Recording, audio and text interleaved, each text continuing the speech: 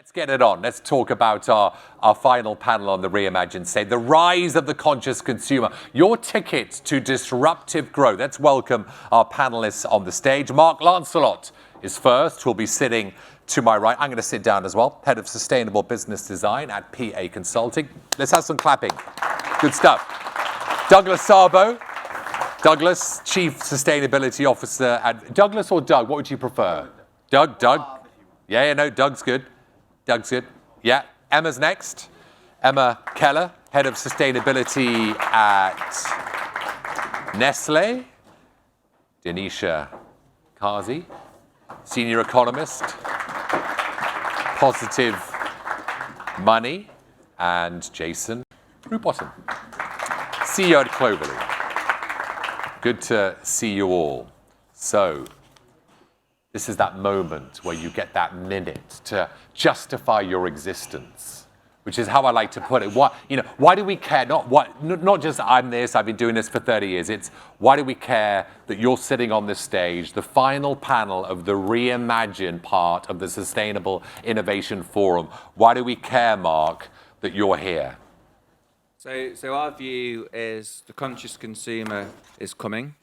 The research we've done, the companies we talk to, really see this as a growing force. So consumers increasingly care about sustainability, but they find it confusing, they find it difficult. Yeah. What does it actually mean? It's a big topic. What does it practically mean for what I do in my life?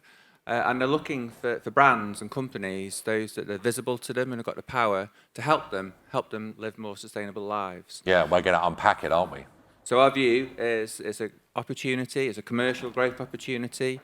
Clearly, kind of regulation and risk have got a big role to play here, but business and the commercial opportunity is the thing that can drive exponential innovation through new business models, new tech, and that's really the kind of call to action from us. There you go. Doug? Great. First, Chris, if you're watching, happy anniversary. Sorry, I'm not home. And I'll see you tomorrow. So I had to get that out of the way. Otherwise, I wouldn't have a home to go to.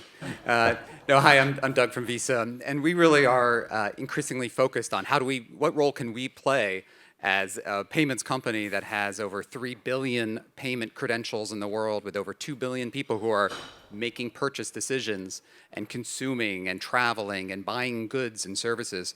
What role can we play to meet this, not only the conscious consumer that's coming, but the conscious consumers who are here already and making those decisions? And what role can we play to make sustainable living more easy, accessible, rewarding, positive, engaging, and something that consumers pull from brands and not something that brands have to push onto consumers? So we're excited for the dialogue. Good. I'm excited. Emma? Hi, everybody. I'm Emma Keller, Head of Sustainability at Nestle. And of course, Nestle does not exist without consumers. We're a business that's been around for 150 years, and we hope to be here for another 150. So around 97% of households in the UK consume a Nestle product at some point in their day. And we want them to continue doing that. Whether they're doing that consciously or not is still something we need to be tapping into. And we know many more of our consumers are starting to make those more active, planned purchasing decisions. So we need to be providing the right information and be the brand that they want to continue to buy from. So that's a key reason why we're here. I'm also here, I think we all are, as consumers ourselves. So it's important that we're enabling this and doing this as part of our life. Good stuff. Denisha? Hi, everyone. It's really nice to be on the panel here today. I'm Denisha, and I'm from Positive Money. We're a think tank. I'm senior economist there. I'm going to really speak to the second half of the title of this panel, which is the disrupting growth part. And our position on this really is that before we start talking about the conscious consumer, I think we need to ask ourselves what's conscious consumption and take a step back. And that's a really important element and part of this story as well. And really the bottom line is we need to also think about changing our lifestyles and consuming less. Coming out of COP towards the end of it, we know the most recent report says we're on track for 2.4 now degrees of warming. And actually we're seeing real effects, devastating effects, before we've even reached 1.5 in the most sort of poorest and marginalized communities around the world. So how can we also shift our patterns and our behaviors so that we are also consuming less? Because sometimes when we're scaling up production, it will always bring, even if it's for a green product or an alternative product, a sustainable one, it will always bring with it social and environmental pressures. So we need to think also about how to reorganize the way we live. I feel like I'm home sitting on stage with Janisha because my background is at Bloomberg, and every day I talk to economists and analysts and CEOs. I feel like I've sort of gone home. I have an economist on the stage, but great to have you here and focusing on the, as you say, the second part of it, the ticket to disruptive growth. Jason. Hi, everyone. I'm Jason Rubin with Cloverly, and we have a technology that where our customers use that technology to enable their customers to remove the carbon emissions from their purchases themselves. We're mostly B2C use cases with consumers, some B2B as well, and our technology is being used across several different industries, including financial services, travel, e-commerce, and logistics.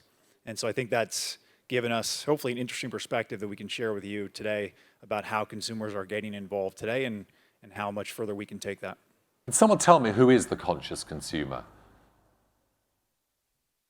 So, I mean, there's different segments. Yeah. So I think, for years there's been a group of, green, passionate advocates who've really put this at the heart, and it's dominated their lifestyles. And they're really important, and we have to serve those. I think you kind of mentioned about continuing to serve those. But I think what's changed in the last few years is the kind of more mainstream, sort of pragmatic consumer who cares about this, but's got a difficult, busy life, and it's how do you make it easy for them? Because if it's too difficult and if there's too much friction, then something gets in the way of it. And for me, that's the kind of challenge, really. That's the opportunity for business. How do you address those willing but busy? And the different shades, we call it, don't we? Yeah, there's a lot of different definitions and frameworks about this. One that we really like is one that does a matrix between those who want to live lifestyles and be conscious of their sustainable, their footprint, versus the other axis is those who want to actually engage in commerce versus withdraw from society. And so if you do that, you get a quadrant box that is often called the aspirational box.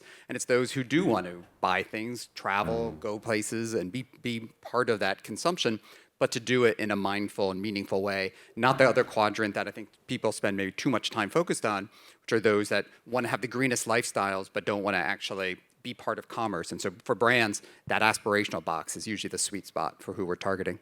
And the word consumer can be quite challenging because Yes. it sounds like they're just someone that something happens to. They just sit back passively and consume goods without any thought or agency. But we know that's not the case. There's just different shades within that consumption pattern. And we know there's about 9-10% of consumers that are truly deep green. They will plan their purchases. They will research the brands they buy from. They will actively take their Tupperware and their refill and their carrier bags with them and know what they're going out to buy and make those decisions. They're on the journey. They're converted. We've got them. But there's about another chunk of about 60% of consumers that are light green. They make more spontaneous choices when they're out and about. They might be inspired or curious to buy things, but they still have agency. They're still thinking about it. And it's that massive chunk of consumers that we really need to tap into because they want to do better, whether it's for environment, it's for health, it's for supporting their local community, whatever it might be. But how we engage that chunk of the rising conscious consumer, I think, is going to be really key over this next decade. And a question that you posed, Denisha, at the start was, what is conscious consumption? I want to just tweak it a little bit rather than what is conscious consumer. Yeah, I think it's not to suggest that we're going to live in a world where we don't consume things, we don't buy things, but I think actually really interesting is Patrick Vallance yesterday, Chief Scientific Advisor, was saying, individual behavior of eating less meat, flying less, doing all those things are important, riding a bike. But actually what we need is higher up systemic level change. We need government institutions and policies that regulate our behavior, that also help us shift our lifestyle patterns so we're not dependent and heavily dependent on consumption-based lifestyles. So we can still do those things, but it's about balance. And I think the example of electric vehicles is really important. It's Transport Day this week, and we do know that we want to shift to those things, but we can't all assume that everyone should have an electric vehicle and then plus have 2 per family. You know, we also need to invest in public infrastructure and public services, and that's also part of not so much conscious consumer, but if we shift our thinking to ourselves as citizens, you know, as citizens, we use our democratic sort of rights and power to demand better public services so that we can shift away to a different kind of lifestyle as well and not be so dependent on products that have to be the newest and the latest, you know, the planned obsolescence. We don't need the latest phones all the time and things like that, just so we can be more conscious about our consumption patterns. Before Jason jumps in, Mark says, I like someone that chomps at the bit. By the way, I don't want to talk. I want you just to have a great chat. So I'm sort of semi-joking. But, you know, have a chat, have a conversation, get in there, go. Yeah, so just to build on your point, so, you know, about 5 or 6 years ago when we kind of got involved in this space and the circular economy, you know, still gobsmacked by the statistic that only 5% of material value in the global economy gets recovered. So 95% of what gets made just gets thrown away. So if you think about all the effort that's made to kind of find, you know, sort of margin uplift, and then 95% gets thrown away. So if we can think about new ways of changing how the value chains work, thinking about how you make it easy for consumers to engage in some of those things in a different way, so you can drive growth and experiences but start to dematerialize it, there's a huge opportunity, and you end up a place where you can drive commercial opportunity as well as improving the environmental impact. So it's kind of a win-win rather than a trade-off and cost to business. This is why, sorry, we'll get you in at some moment. I mean, we're really excited about some of the emerging retail trends around re-commerce. So I know there's a lot of focus on circularity in the production side, but then now there's also circularity in the consumption side and the new models of renting instead of owning and reusing and returning and having brands and retailers buy back products, and really exciting. I mean, we're excited because we think that there's some good opportunities for us to help enable that through the payment flows. There's now merchants, IKEA buying back its furniture, IKEA becomes the consumer and the consumer becomes the merchant. And so there's really interesting opportunities in circularity, I think, for the consumers. Get in there, Jason, because they're like tigers, this panel. You won't get a word in, so you've got to get it. It's a fun topic. Yeah. I think we've hit critical mass for the first time, I think, in terms of interest, but I don't think we're there yet in terms of action. As mentioned that only about 10% of that green segment are really ahead of the curve and taking action, but then it's much higher percentages have interest. A few data points: 88% of consumers said that they want brands or companies to help them be more environmentally responsible.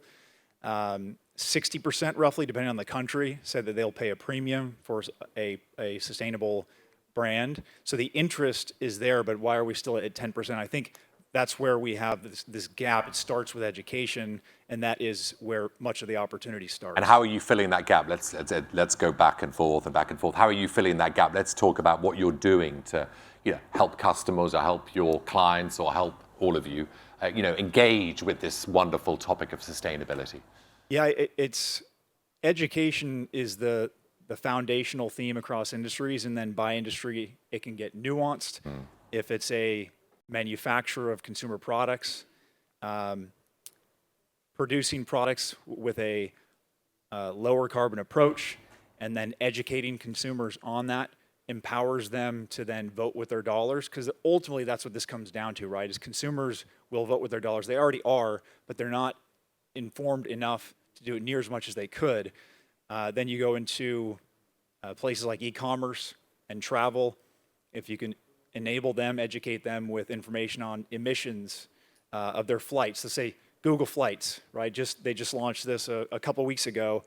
Now, if you search for a flight on Google Flights, it will show you the emissions for each flight option. I just looked at an option this morning, and the top 2 cheapest flights, same price, but one of them had 27% lower emissions than the other. So travel is, you get into e-commerce, and then showing consumers options if there's a cheaper or lower emissions option.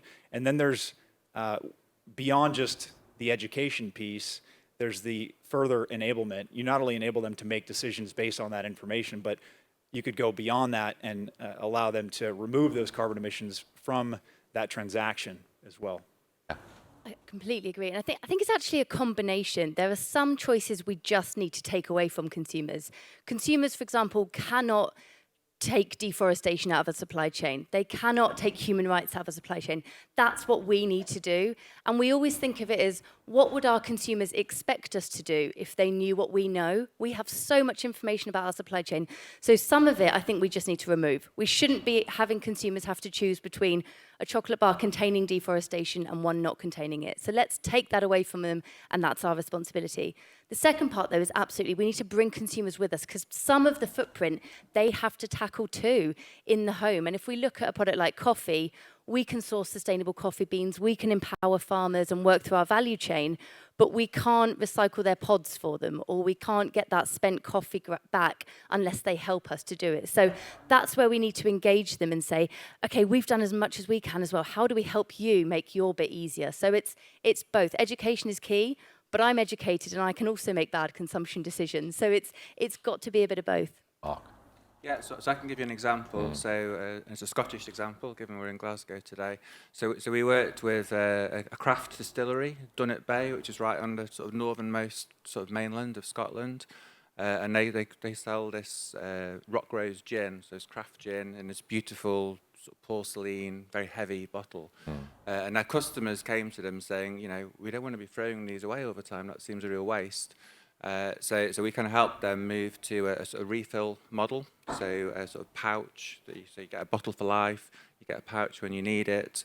It reduces costs because you don't have to ship these heavy bottles. It reduces carbon footprint. The plastic pouches go off for specialist recycling.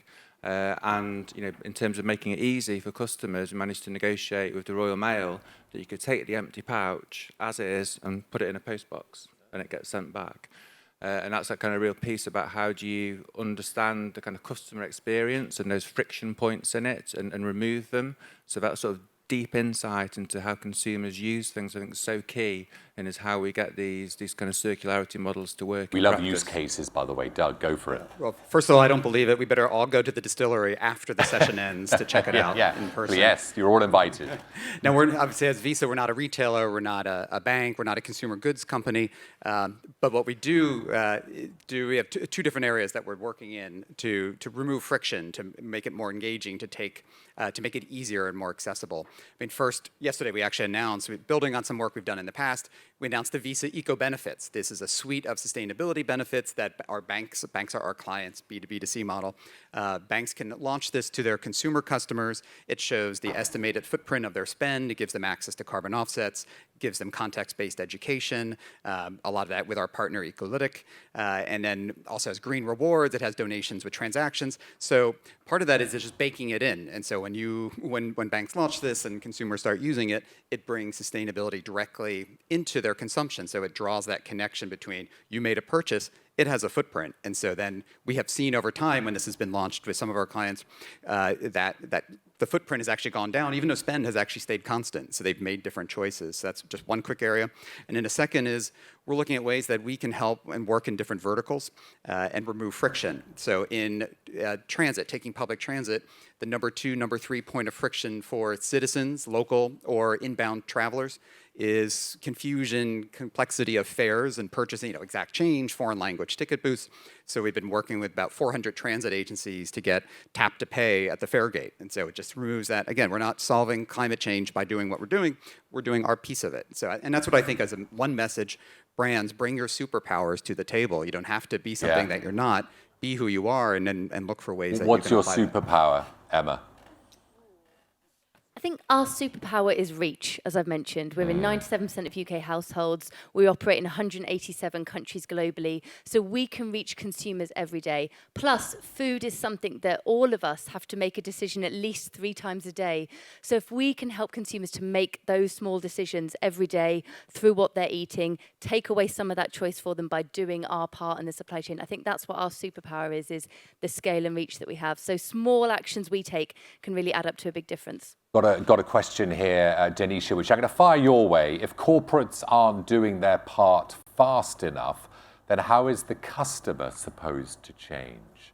Yeah, I think that's sort of just about changing the narrative and how we see it. All this stuff is really important. And we still need to recognize that there are limitations and problems with focusing too much on the individual. We need to see ourselves as collectives and communities, and that's where our power really lies, because we can demand change at systemic level, which feeds into supporting, business and consumers. But if we see ourselves sort of addressing this at a more systemic level, another way of looking at this is consumers, rather than sort of buying things all the time, what we can be looking at is our well-being. We can be looking at better public spaces, so we've got somewhere to spend time with our loved ones or build our community. So we could also be, and we should be, demanding sort of at the higher level, a scaling up of the sort of investment across public sector and private sector to help build into our lifestyles different ways of living that aren't just about buying things all the time. We do really need to think about moving away from a consumption-based lifestyle, but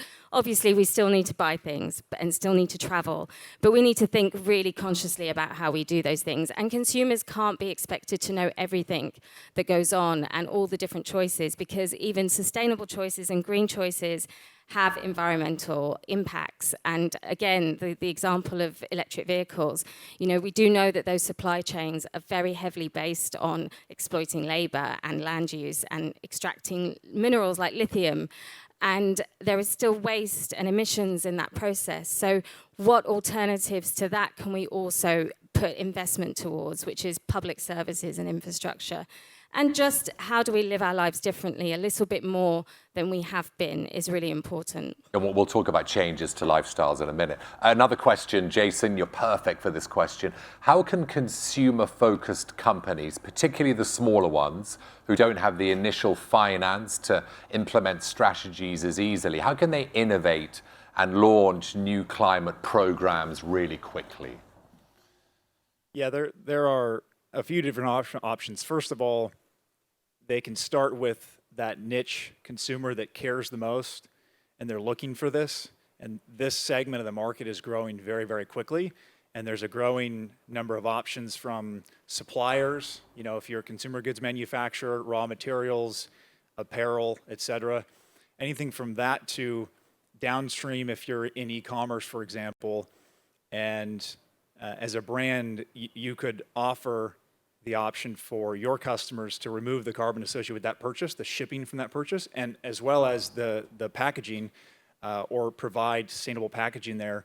And what we're seeing many brands do is also just pay for that themselves, and then they just communicate that to the consumer. And we're seeing 30+% higher repeat purchase rate from brands that are doing this. And we've got another, you're brilliant, keep going, virtual and physical audience. Put your hand up if you want to answer this. What measures or means should we, this is from David Grimes, thanks David. What measures or means should we consider to better foster co-sharing consumables, facilitating sharing my own house, my own household goods, for instance?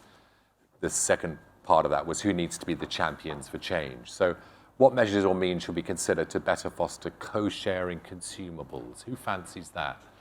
It's quite a niche one. Anyone? Who's brave? Come on. I guess we're seeing the kind of the sharing economy is really growing. I mean, that's why the rise of Uber, the rise of there's lots of tool sharing companies, so it's there. It's so I think it's absolutely something that's growing. It's really difficult, of course, in food. So we wouldn't necessarily look at it from that point of view. But what we can look at are these new metrics, as Nisha was saying. So rather than just what are people eating? How many are we selling? It's about what's the well-being, what's the social purpose, how are we using food, which we know is way more than just the nutrition and what you're getting in your body. It's the sharing, it's the memory making, it's the bringing people together, it's the family engagement, which of course post-lockdown we're all looking at even more. So absolutely, we all need to look at the new metrics that actually look at the future we want to create and that's compatible with a net zero world. I would add there's a growing number of the e-commerce marketplaces that enable that.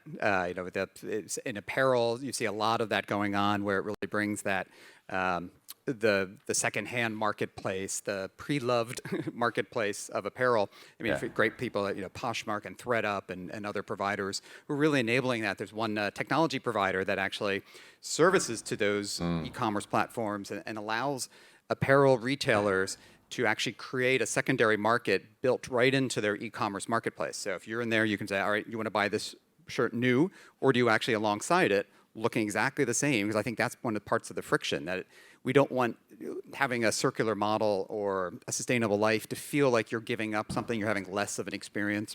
You have to go find your plant-based meat in the weird corner of the grocery retailer, put it in the meat aisle, the traditional, conventional meat aisle. Yeah. Put the second-hand item right alongside the first-hand item. And I think there's more of those marketplaces. Yeah.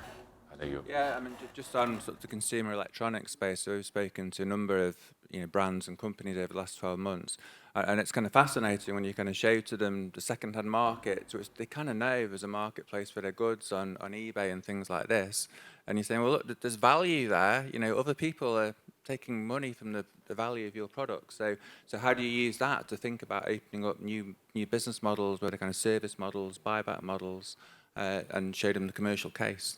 Dinesh, I want to come back to the lifestyles. We're all here. Lecture us. How do we change our lifestyles? And, how should we, you're an economist, organize society better?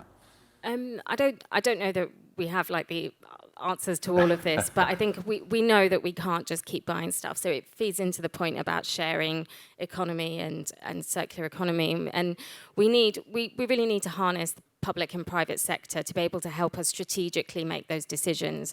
So that is putting finance towards where it's needed most. And really that's around a fair and green transition. We need to see those jobs, the investment in local services, public spaces, local communities, so that they can build, the capacity to do these things. And we also need to, bottom line really is we can't buy our way out of the climate emergency. It's just not possible. So we need to find collectively ways that we can build our communities and sort of basically shift towards services that aren't entirely based on profit making, because the bottom line is we can't constantly be scaling up production, which is driven for profit making. We also need to put emphasis and investment into services that support people's sort of social care, health and well-being, and as sort of citizens, we're able to demand that from government. We're able to demand that from our big institutions. And I think once sort of additional aspect to this is that we are going to be requiring a massive structural transformation of our economies. And this does mean lots of assets and infrastructure is actually going to be retired well ahead of its lifespan. So we do need a strategic government to be coming in and helping us make those shifts in terms of our big public infrastructure. Is our government strategic, Denisha? Not getting too political, but you said we need a strategic government. Who's doing it well?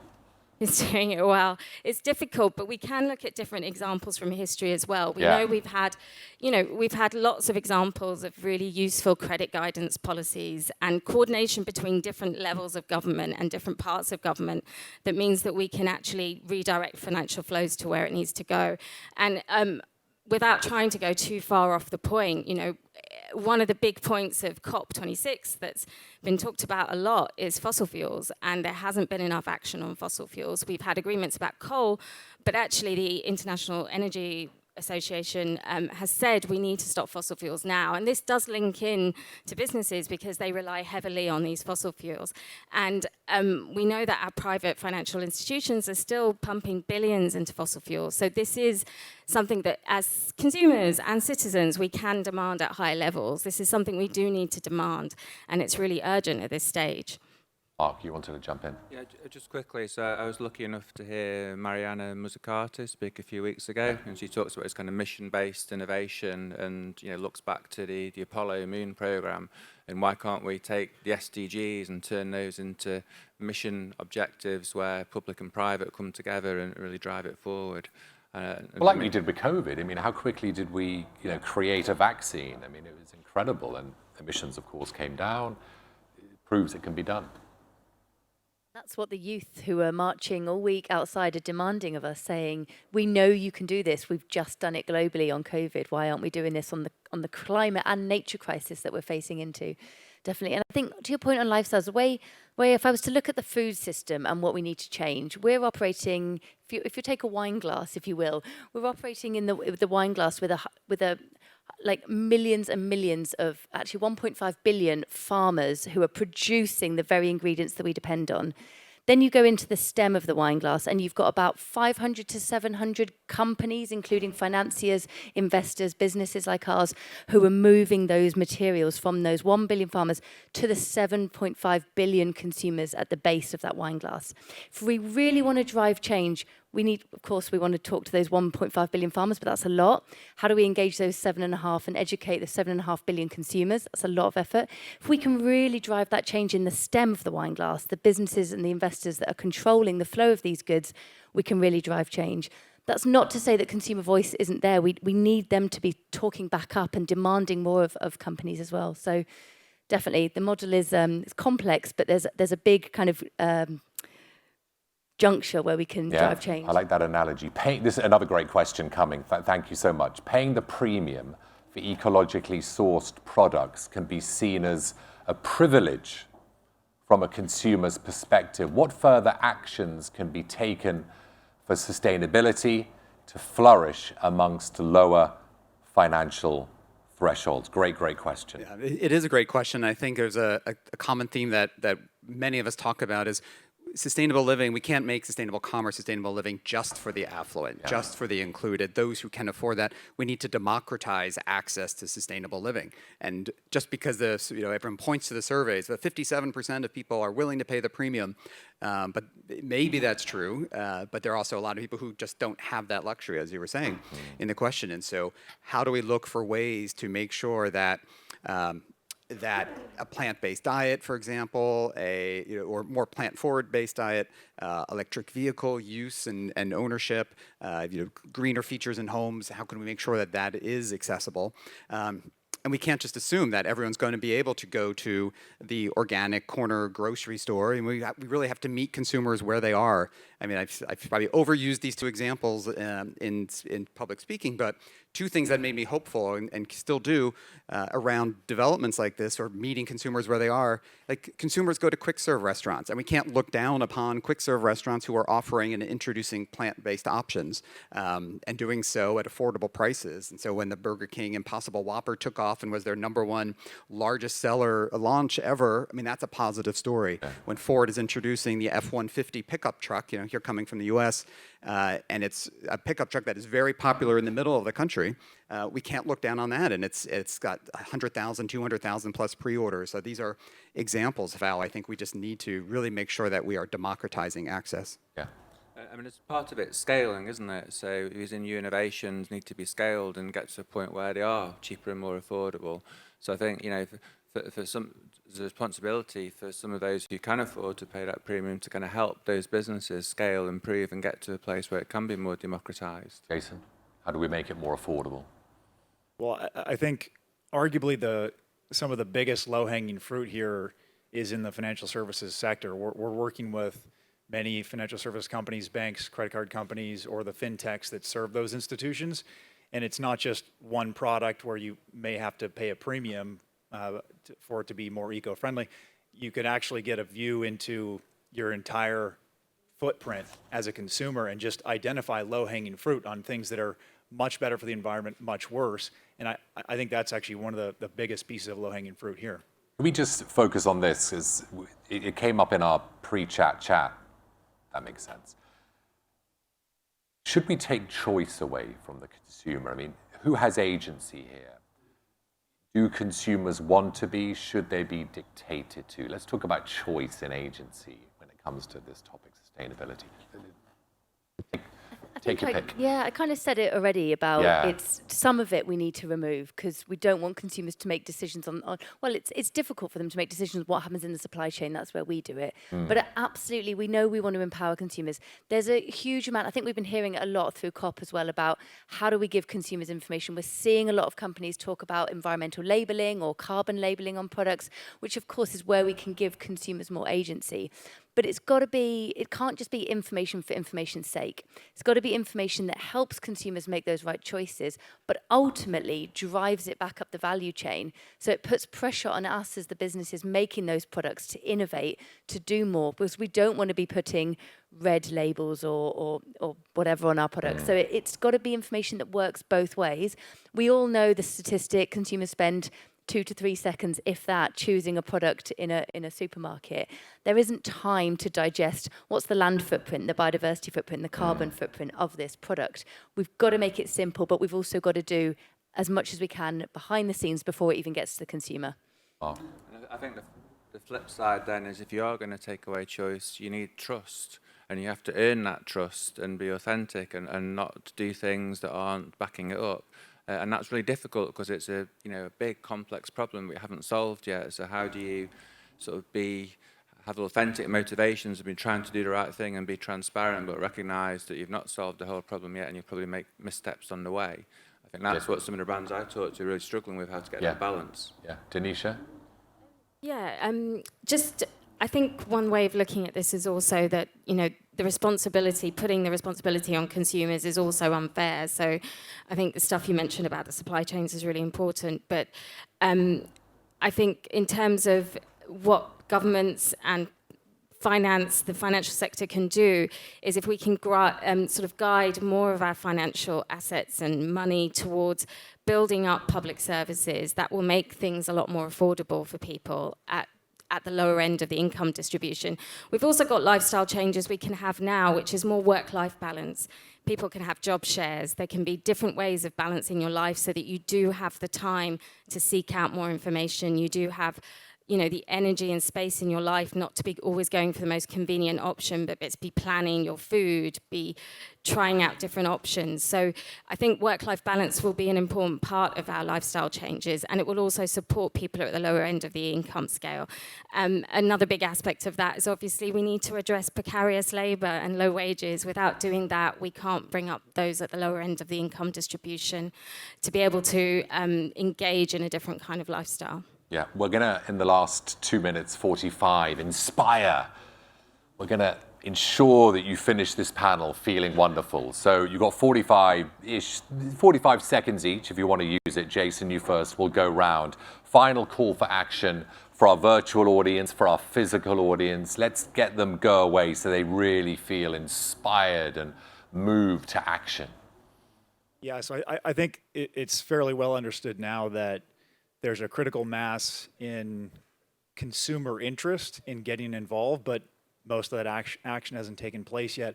I think one of the key takeaways for me in this is that, or potentially the first time, there's tremendous alignment between profitability and sustainability, right? Think about that historically, those two goals have often been at odds with each other because there wasn't enough consumer demand. And I'm not saying that I agree with that in principle, but in practice, the reality is the private sector is going to be driven by profits. And now we have that consumer demand. And now that is a business opportunity. The business case is greater than ever before. Wonderful. Denisha. I'm going to say that I think we should be starting to look at ourselves as citizens, not consumers, and as collectives and as communities. So we need to demand change at the more systemic level, at the high level, that will make it possible for us to make good decisions and more conscious consumption decisions. So the rise of the conscious individual, citizen, rather than consumer. Bin consumer, citizen. Good stuff. Emma. Love that. So as citizens, I think the first thing is that we can all make a difference, and we all have families and friends, the whole 6 degrees of separation. Let's have those conversations about what we're consuming, how we're acting out our lives. Second thing is we all have a voice, so we can all demand more, whether it's moving our pensions to more ethical investments, whether it's the choices we make in food every day. And I guess the third thing is storytelling. We often wait until we've got the perfect 100% so we can go out and tell about it. But let's be honest, consumers aren't ignorant people that don't understand. We can talk to them about, look, we're 80% there, we're working on the rest. So storytelling, I think, is really going to be key. Storytelling. Love that. Doug? And I would add, as brands, consumers want to do the right thing, but every study is showing this, that overwhelmingly they do, but they need help, they need assistance. How do we make sustainable living attractive, rewarding, attainable? How do we democratize access? How do we make it something that has positive impact, doesn't feel like we're taking something away from them, but you actually get a better experience when you have that, when you make the sustainable choice? Mark? And it's how you innovate to do that. So you need to think differently. So it's about business models, it's about technology, it's about collaborations, it's about insights into really what's driving consumers. And that would be my kind of call to action. How do you try and solve this and seize the opportunity, but not necessarily in the same way you've done before? You went 6 seconds over. We collectively went. Yeah, Terrible chairing, Mark. we are a team. No, it was fantastic. Thank you so much. Well done. You may leave the stage. You may leave the stage because we've got to. Don't move. Do not move. We've got our final Climbers Action Live. Do not move. I promise it's going to be fantastic. I just want to say a big thanks to Mark, to Doug, to Danisha, to Jason, and to Emma. It was absolutely brilliant. Wow.